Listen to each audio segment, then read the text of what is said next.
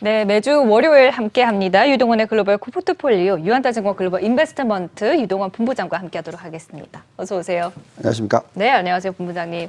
해외 시장 얘기하기 앞서서 잠시 전에도 이제 비트코인 이슈를 이야기를 나눠보기도 했는데 사실 지난 주말 동안 비트코인 가격이 이렇게 급등한 데에는 어떤 이유들이 좀 있었습니까? 네, 급등을 했죠. 두 가지 이유로 볼 수 있겠습니다.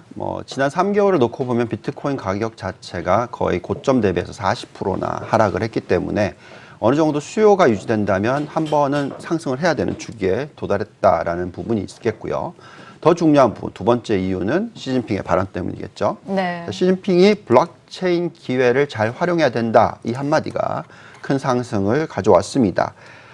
지금 시 주석이 얘기했던 내용을 보면은 블록체인 표준화 연구에 힘써서 국제적인 발언권과 규칙 제정권을 높여야 한다, 이런 발언을 했죠.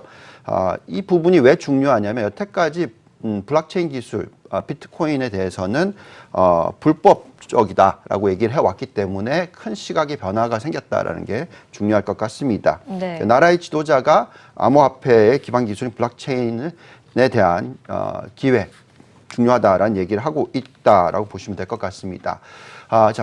비트코인은 대체 자산 중에 하나죠.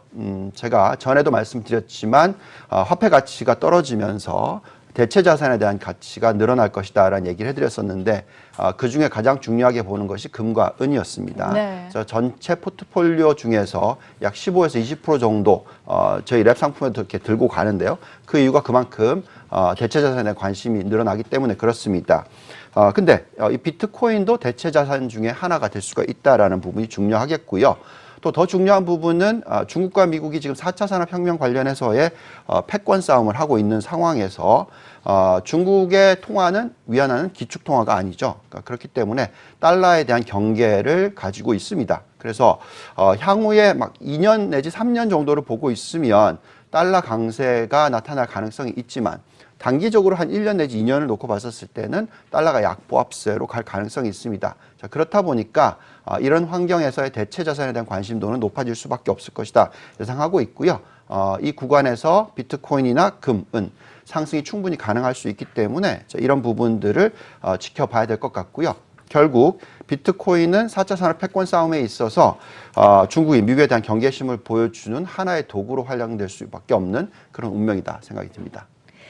네, 최근 이제 뉴욕 증시를 살펴봤을 때 또 최근 가치주 투자냐 성장주 투자냐 이런 의견을 두고 좀 분분한데 이 부분에 대해서는 어떻게 보십니까? 네, 자 비트코인도 성장주에 포함되죠.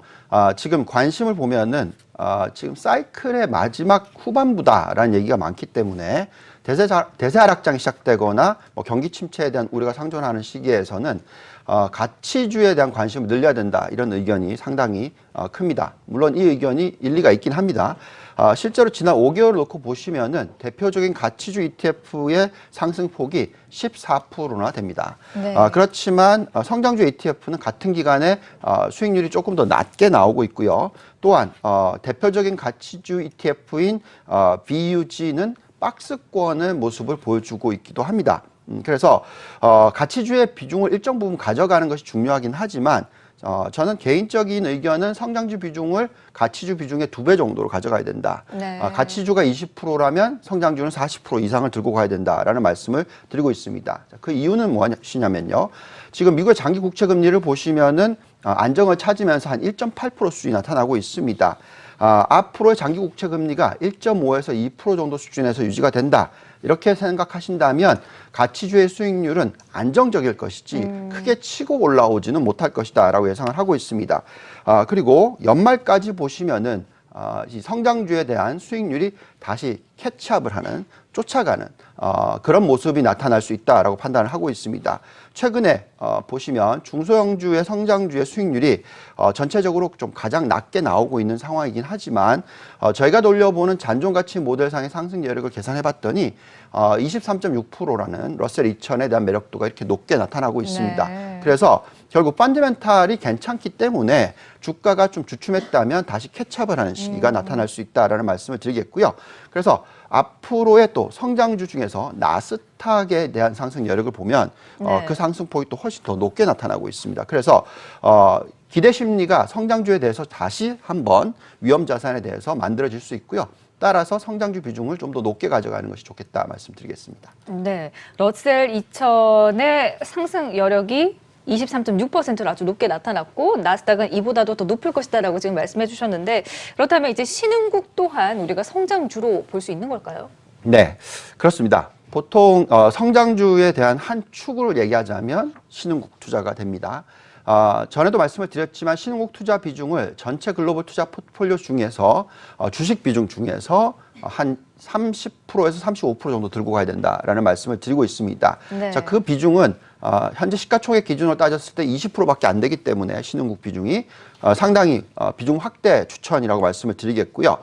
최근에 보시면 달러가 약보합세가 나타나고 있습니다. 그러면서 신흥국의 상승도 나타나고 있는 상황이 되겠습니다.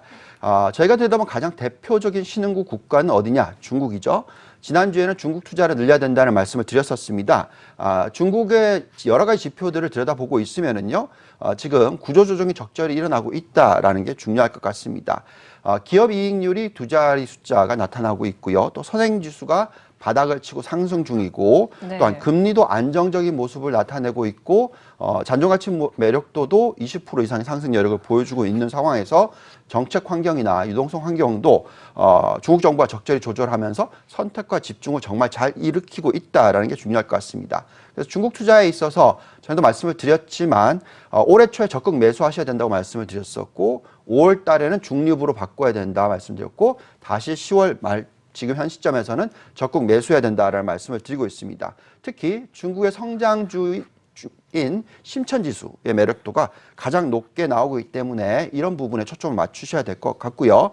이렇게 신흥국 중에서 중국의 시가총액 비중이 절반이나 되기 때문에 중국의 매력도가 높다면 미중 무역 전쟁 우려에도 불구하고 전체적인 신흥국 투자를 적극적으로 가져가셔야 되는 부분이 나타납니다. 네. 하지만 이제 신흥국이 중국만 있는 건 아니지 않습니까? 뭐 여러 가지 브라질도 있고요. 터키 이런 신흥국 위기 역시나 좀 상존하고 있는데 신흥국 투자 과연 좀 어떻게 해야 됩니까? 네, 충분히 우려하실 수 있습니다. 뭐 터키의 문제점도 나오고 있고, 뭐 베네수엘라, 아르헨티나 등등 남미가 굉장히 불안하죠.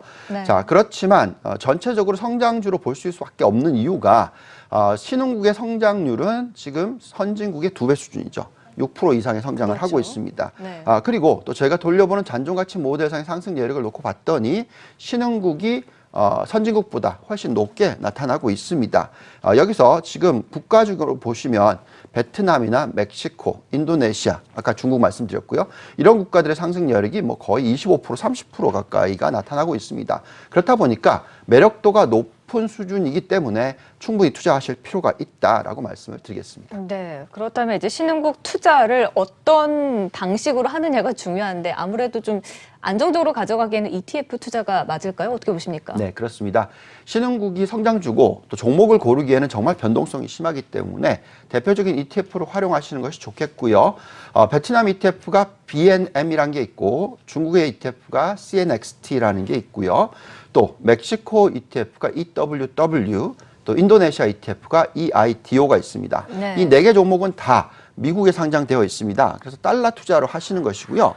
나중에 또 신흥국에 대한 매력도가 떨어지면 매도로 하시고 달러를 가져가면 경기 침체가 우려가 있다 하더라도 또 달러에서 가치를 창출하실 수 있기 때문에 가장 적절한 방법은 이렇게 미국에 상장되어 있는 신흥국 ETF를 활용하시는 것이 좋겠습니다. 네, 알겠습니다. 지금까지 도움 말씀의 유한타증권 유동환 본부장이었습니다. 말씀 고맙습니다. 감사합니다.